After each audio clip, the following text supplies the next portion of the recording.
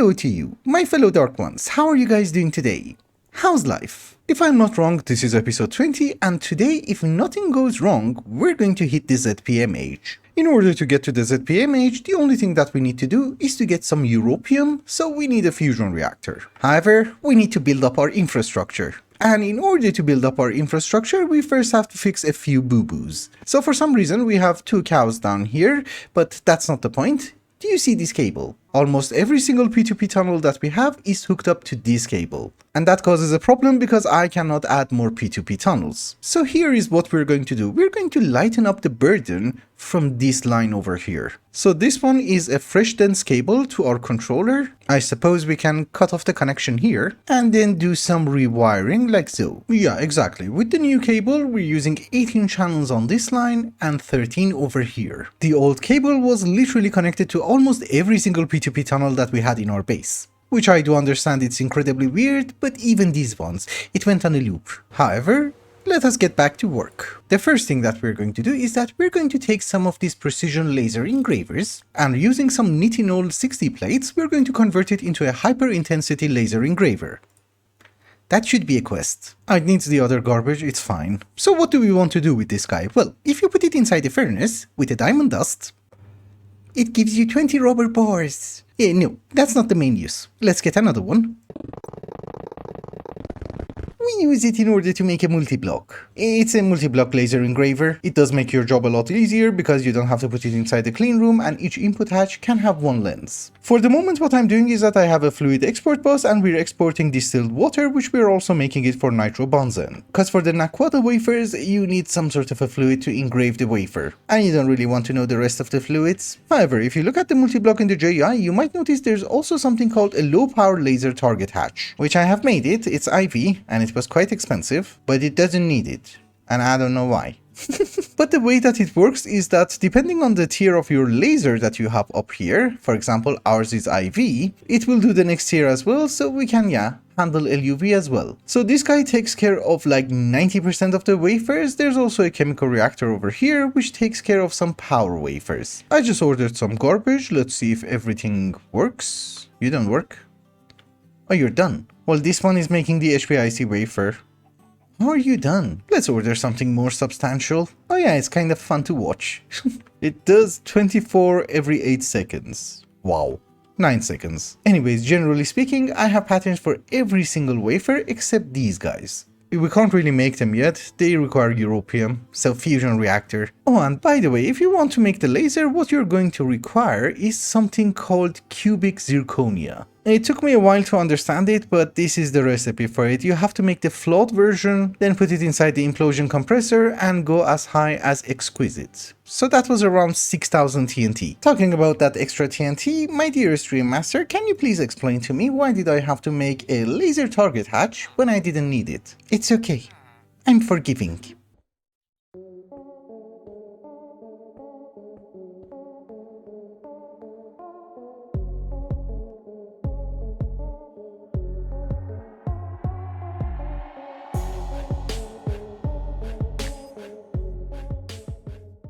Well, I lied. No, but here's the plan for the rest of the episode. We need to start making a fusion reactor, right? It is an assembly line recipe, therefore what we need to do is that we need to scan an LUV superconductor in order to get a data stick. That's going to take, I don't know, 550 seconds or something. We are also going to need a ton of quantum processor mainframes, which are the ZPM tier circuits, because one assembly line is never enough. Ideally, I want to have 4. Once we manage to get all 4 assembly lines, I think we are going to put them over here, in the middle of our base. We're going to make a tower, eventually we're going to have more of them, so I think we can make a nice building for it. However, adding additional buildings is going to cause a problem. Every machine that we add requires power and requires a connection to our applied energy stick system. Connection to our applied energy stick system is not that horrifying, there is actually a cable down there, so we can make a connection. There is obviously a wireless option, and since we don't have any problems with our power generation, this is also available to us, at least for short distances. For longer ones, we can also make quantum rings. For power, thank you Warp,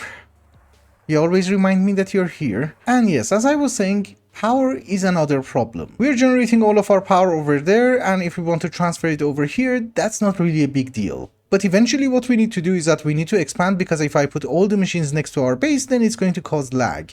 We need to expand, I don't know, further and further and further. It's true you can run an LUV cable, a ZPM cable, or whatever and go like 2000 blocks, but there's always another option, which is localized power. You know, like solar panels. Obviously, your machines are not going to run constantly, therefore if you have a big enough buffer and a decent power generation, you would be able to use your machines whenever you want, even if they're like 2000 blocks away. So what we're going to do is that we're going to go with extra solar panels because they're passive, they don't need any maintenance, and of course we're going to have Lapatronic supercapacitors. I just wanted to mention, yeah, there are also some other options like the Tesla tower for transferring power in short distances, but I don't think that's going to be very useful for us. It does look neat, so eventually we're going to have one, you know, just for fun. And obviously solar panels are not going to be our main source of power for long, because we will have access to plasma turbines. They're like crazy amazing. But for the moment it's going to be solar panels. However, there is a bit of a problem. So upgrading these guys is not really a big deal. Making them from scratch is a big deal. It's not, I'm just lazy. So what we need to do is that we need to automate the dire crafting table, which is something that we have to do later on anyways. We shall have 6 of them for solar panels and maybe 2 extra ones for, I don't know, dislocators whenever it's available. I think it's a tier 7 rocket, so maybe not that far. But long story short, we need 8 more of these dire crafting tables. It takes 1 stack of seconds to cut diamond plates.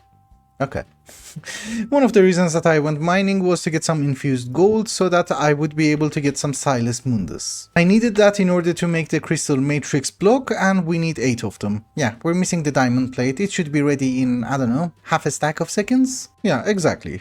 We need 8 of them. We need 144 more nether stars. I have 150 null catalyst. Okay, that can work. And it's also not consuming that much Silas Mundus, so I can dupe more. Okay, so it has been a while later, and we have our automation. You cannot automate the normal dire crafting table, it's just supposed to be manual, but there is an automated version from a different mod, Avaricia Additions. Not additions, add-ons.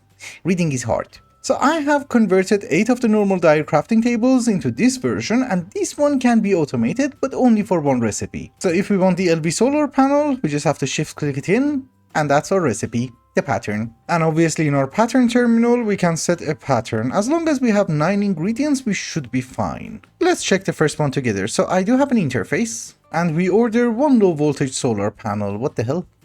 Okay, I fixed the pattern. Can we make it now? Let's see. That doesn't seem to work, but it did work. I'm so confused. What did I do wrong? I switched the pattern. Maybe that's an issue? Oh, it's 2 high voltage solar panels. Okay. That was my bad. I wanted it to use the correct circuit, but let's try this again. Even though I didn't catch it in action, well, at least we know it works. Therefore, I can make patterns for the rest of them. I have set in the patterns for the solar panels, and let's see if I can get 7 more EV ones. Well, not this version. Let's actually jump to the block version. We have everything. Cool, from now on I have free power.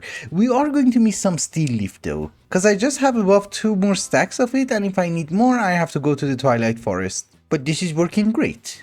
I'm happy. Now let us move on to the assembly line. So if we want 3 more, we're going to need at least 48 more blocks. Okay, that's not amazing.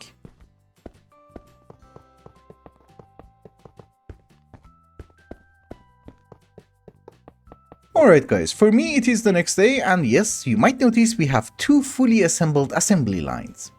And a massive cobblestone roof. And I'm very sorry to mention this, but that is going to be there for a very long time, because at the end of the day, I want to have like 8 assembly lines on top of each other, and well, until I get all 8 of them, I'm not gonna remove this thing. The 3rd assembly line is also almost ready, but yeah, we're missing graphene and we're missing tungsten steel. I did not set a pattern for graphene.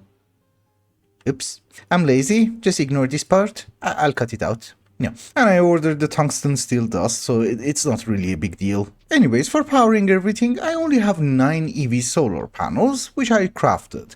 and ignore the fact that I have 16 more over there which aren't even hooked up. I just wanted to see if I can craft them or not, but we also have a super capacitor down here with a humongous capacity. And for applied energistics, I'm just using a wireless connector. The cable was down there somewhere, which in hindsight should have been a few blocks lower because we need to have a P2P tunnel over here. It's lower, but it's using more power, which is weird. So I have gone to the wiki, I read everything, and I tried to understand how they want us to automate this thing. So under each and every assembly line, we're going to have a controller and a subnetwork. It's 16 blocks long, you have an output bus, and you have 4 input hatches, so that's, I don't know, like 21 channels. Therefore, you do need to have a controller. We need to connect that controller to our own applied energistic system using a quartz fiber, and this dual interface is going to be hooked up to our main line. So that's our P2P tunnel. We need 1 dense cable. We don't actually need that, but I don't know, because our applied energistics is just going to be hooked up to 8 interfaces and that's it. But yeah, now it is connected, the controller is on, so everything over here should have power. I'm assuming it's fairly obvious that we're using ULV input buses because they have 1 slot. Everything is hooked up to a storage bus or a fluid storage bus, and they have mentioned that we should go on descending priorities. I made a priority card, makes your job a bit easier. So the input bus next to the controller should have the highest priority, and then we go descending. The wiki suggests that we do this a bit differently, so let's give it a test. I have set in the pattern, everything has power.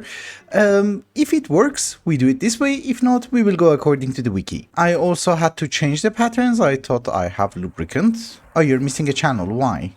Yeah, I don't really care. We just add dense cables. Let's order a motor. See if it works. I have to travel a very long distance. So a bit of a modification on that side, but it does work the way that I wanted it to because I didn't understand what the wiki wants me to do. But here's what I have done. So whenever you want to order something from Applied Energistics, you have a pattern, right? For example, this is the pattern for an electric motor, and if you look at the recipe of the electric motor, you might notice that the pattern and the recipe are in order. And if those things are in order, they're going to go inside a chest, also in order. So what I have done is that on top of the interface, which has the pattern for the motor, I have a super chest. You could have gone with a normal chest as well, however, I thought the super chest looks cooler. So items will go inside the super chest in order from the interface, and they will also go to a tank in order. And since we have descending priorities on different storage buses, they also go in order inside the assembling machine. Inside the interface, I also have a locking card, which locks the interface until crafting result is returned. This is why we have a conduit, which in hindsight could have looked a bit neater,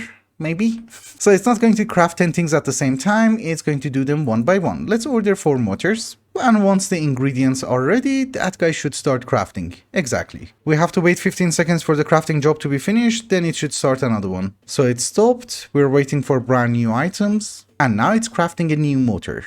It works. So we are going to have a 3rd assembly line, but can I have a 4th one? That's the controller, that is 16 blocks. The 16 assembly line casing I can now craft. So I need 20 more casings. Yeah, I should really put a pattern for graphene, but 100 more mainframes. Oh my goodness. I can't really craft them all at the same time, but what are we missing? Not a big deal. Okay, I'll try to fix it. Sometimes in life I think we have to make a few compromises because I don't think I can finish the 4th assembly line and the fusion reactor in one day. Both of them require a crazy amount of circuits. So the 4th one is half built. The important blocks are missing.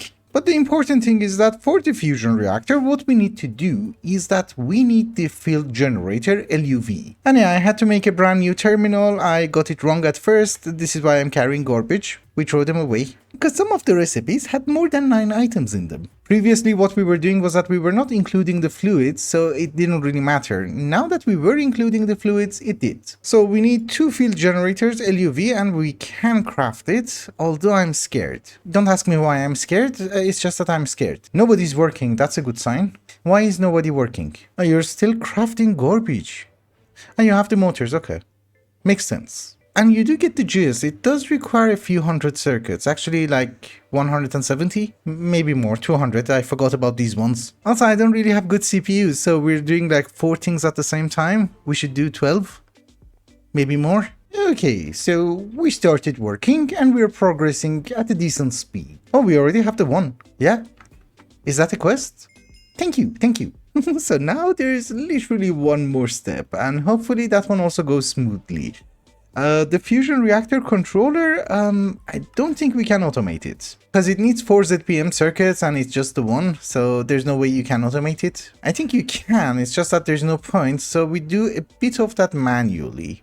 Okay, I have set in a pattern for a fusion reactor. It's not gonna craft it because I have to do some adjustments, but let's order one. You know, we have to understand what we're missing. What the hell?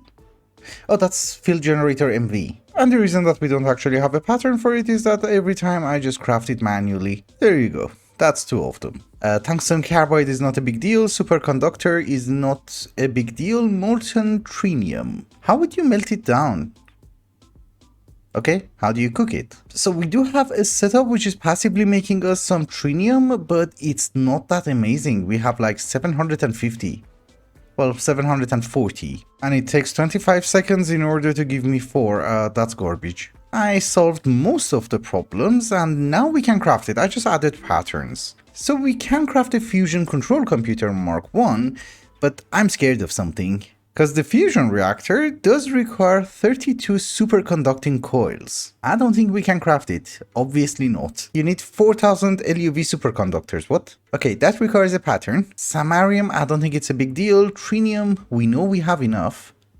Niobium titanium is fine. This stupid alloy, yeah, I think we're fine. We just make 2000 of everything. For samarium, I'm actually thinking we're fine. Oh yeah, we're fine. We even have the samarium ore concentrate from my recent mining session. And I think after this, I'm even going to fix samarium. We will see. It has been a few minutes later and I have just checked. The items should be in the assembly line. Yeah, and that is our problem. The quantum processor. We just have to move everything by like 3 blocks. So will you start crafting? Come on. Yes! Fusion control computer Mark 1. We're good. I could have put everything in manually as well. The problem were the fluids. This is why I ordered it and then rearranged the ingredients inside the assembly line. Yes, perfection at its finest. It hasn't been a few minutes, it's been like 45 minutes, but we have it. So let's place it down and we break it so that we get our trophy. But that's the controller, we still need half a stack of these blocks. Oh my goodness. Maybe I should order the superconductors, that takes the longest. We don't really have that many ingots left, I might have to make more. But I don't know, can I have like 500? No. Okay, we can go with 200. Yeah, that can work. Saves a bit of time. Alright guys, it has been a while later, we are progressing but it's incredibly slow. I am crafting more superconductors. Yeah, we're still missing 1000 superconductors. These are not a big deal, there's a backlog in the vacuum freezer. I made a boo-boo with filtering, but it should fix over time. I also tried to kill some time by building a teeny tiny bit, so most of the cobblestone from our Bunsen production is gone. And I also fixed the ore processing room, and now we actually have to use the door. Unless we use that hole. However, it's going to take a few hours before I would be able to make the fusion reactor, and I thought, how do I use this time productively? We're gonna go mining. And maybe we are also going to try and go to IO to get the schematics for the next rocket. We arrived on IO on daytime, and yes, I have already found the dungeon while mining. I'm assuming that's the dungeon because I saw something in the journey map. So there should be a hole for the dungeon somewhere nearby? Oh no, that's where I mined. Oops, there are mobs. I don't really see an entrance. Let's dig down. Yeah, that is a dungeon. Can you break it? Oops, hi. Okay, there's something. That's a ghast. How do I find the entrance? Maybe that's how you're supposed to get in. Oh my goodness. I left through my own hole. I'll be honored if you don't move that much. Okay, he's dead. Yeah, seriously, there's no entrance. Tier 5 rocket. You know, this is how I noticed it. I was digging around here or maybe here and I saw the structure. But there is an entrance. It doesn't really matter. We have the schematic. My fellow Dark Ones a few hours later and yeah, we're still crafting. If I want half a stack of coils, yes, we have everything, our CPUs cannot process it. So let's order the first 16 until the rest of the coils are ready. Oh, now that I don't need to make superconductors, this is easy. So what do we need for fusion? Minimum requirements. 1 energy hatch, 2 input hatches, 1 output hatch, all of them to be LUV. Since we're going with minimum 123 LUV machine casing, for some reason we can do that. Not expensive. Oh my goodness. What a jerk. I think this has happened around 40 times. I don't remember collecting more obsidian. My fellow Dark Ones, the final coils are ready, and I think we can finish the fusion reactor. You're done? You're missing the one. I ran into an imaginary problem, I cancelled the crafting, and yeah, I forgot how many coils I had to make. I need one more. Oh yeah, that makes sense. Well, in the meanwhile, we can do some temporary work. This reactor is going to be temporary because I just want some Europium. And to be very honest with you, I have no idea if I need 1, if I need 10, if I need 200. What I do understand is that for the next tier, we need UV circuits. So I don't think it's gonna happen anytime soon. The fusion reactor is now complete and I realized a teeny tiny boo-boo that I made. So I installed only one LUV energy hatch, you need all 16. Because yes, in order to get Europium, you only need 24,000 EU per tick, which is nothing, it's just less than 1 LUV amp. However, in order to warm up the reactor, you need 150 million EU. And each energy hatch is around 10 million, so you need 16 of them. So I do have a transformer, which is converting 4 amps of IV into 1 amp of LUV. And well, you don't really have to do it like this. Apparently, if you charge up 1 energy hatch, you're good. You don't need to connect the rest. I just noticed that. Also, that's me. But if I move over here, that's still me. With beautiful eyes. No. Anyways, the reactor is charging up and yeah, I'm assuming if you provide more power to more energy hatches, it's going to warm up a bit faster? I don't know, it took like 10 minutes, but we have 160 million EU. So, how do we turn you on? Like so? Oh yeah, it's working. And that is Europium. For Europium, you just need some hydrogen and you also need neodymium. Let's just add a bit more. We also need some hydrogen. My hydrogen is dropping. I'll fix it later. You need to power all 16 energy hatches. Cause then the power drops. Oops. Well, that was not really gonna happen today anyways. I just wanted some Europium. Yeah, we got 2 ingots. For the quest account, we actually need like way more. We need 1 block and 4 plates. I'll be very honest with you, I have no idea how this guy works and I have read the wiki like 4 times, still I don't really understand. So at first I was only powering 4 LUV hatches with literally 1 amp and well, this guy was rising rapidly. I didn't really notice that until I started disconnecting some of them because I thought okay, it's 1 amp, you need 1 amp. We have 1 amp. So there was only like 1 energy hatch and I realized yeah, the power is rising way more slowly. So I decided to connect everything and now the power is no longer dropping and we are getting Europium constantly. I have actually finished the quest. This is a bonus. But here's the thing, I was under the impression I connected everyone. I forgot about these 2. So I don't really know how the power is distributed, but I guess by next episode we will figure it out. So far it's fine. So as long as we have hydrogen and neodymium, we're fine. I'm making more, don't you worry. As a quest reward, we also got 2 LUV loot bags. Not that horrifying. And I guess the only thing remaining is to make the ZPM machine whole. I have a recipe for it. Thank you. That should be the ZPM age. Lovely. Oh, you don't give me a reward. What, you jerk? But I guess I can get all of these rewards. Cause literally I have done all of these things. Oh boy, 2 enchanted ZPM loot bags. What does it give you? It doesn't excite me one bit. Seriously, there's nothing of significance. Maybe... oh, actually that one is good. No, I'm sorry, the engraved crystal chip is not good. Raw crystal chip is good. Would have saved me a lot of time.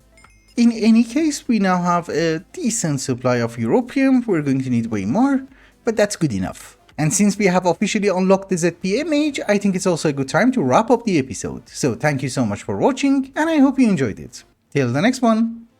Bye bye.